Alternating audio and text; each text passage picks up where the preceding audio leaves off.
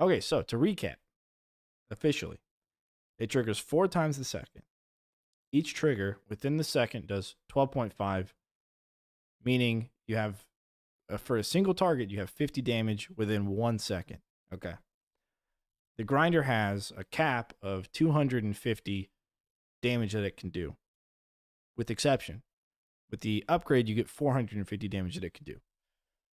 The exception is that if you're applying a modifier, the damage happens to calculate against the grinder before the damage is multiplied or reduced. Okay.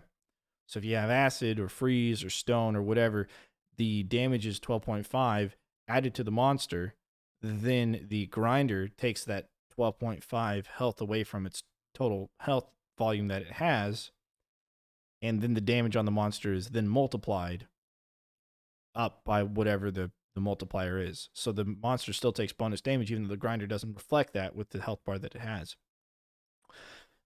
Okay. Now, the grinder, every time it ticks, the 4 times in that second, it will damage everything in front of it, doing 12.5 damage to everything in front of it, base. When the grinder reaches its 250 damage limit, it will then go on cooldown. But if it reaches a lesser amount, it will then do damage to everything in front of it, regardless of whether or not it's above that 250 threshold. So if it's at 225 damage and 5 things are in front of it, it'll do damage to everything, go on cooldown, and you'll be doing more than the 250 health or damage cap that it actually has. Got it. Cool. I'm glad we could figure that out. This is very unique in that respect, because damage buffing really does allow this trap to potentially have crap loads of damage all at once as well, which is pretty bizarre. That also being said, when you hit a kobold, which has 5 health, you're doing 12.5 damage.